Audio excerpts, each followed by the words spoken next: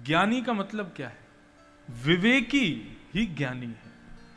क्या सही है मेरे लिए और मेरे लिए क्या गलत है, इसका जो सही तरीके से निर्णय ले सकता है, ऐसे व्यक्ति को ज्ञानी कहा जाता है। शास्त्रों को जानने वाले को ज्ञानी नहीं कहा जाता। तो भक्ति महारानी का जो पुत्र ज्ञान है वो ये ज्ञान है कि विवेक, आपके भीतर यदि विवेक है तो आप ज्ञानी हो। और दूसरा पुत्र का नाम है वैराग्य। वैराग्य किसे कहते हैं? घर छोड़ दो, परिवार छोड़ दो, पत्नी बच्चे सबको छोड़ छाड़ करके सब चले जाओ बद्रीनाथ में जाकर के भजन करो, इसको वैराग्य नहीं कहते। वैराग्य किसे कहते हैं?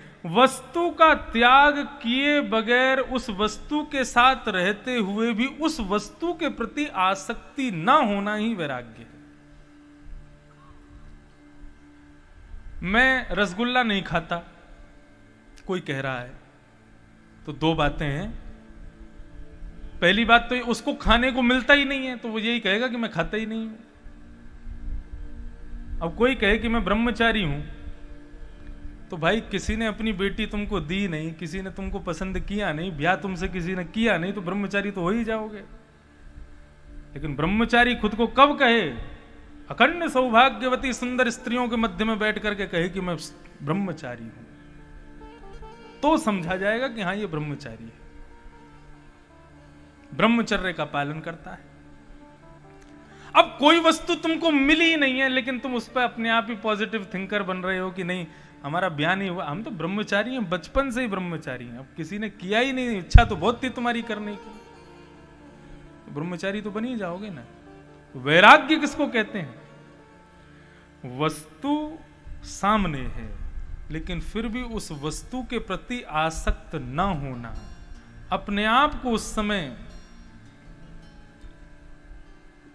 किसी भी प्रकार से खुद पर वशीकरण करके रखना, इसको वैराग्य कहते हैं। उस वस्तु को छोड़ करके चले जाना, मुंह फेर करके चले जाना, उससे दूर हो जाना, वो वैराग्य नहीं है।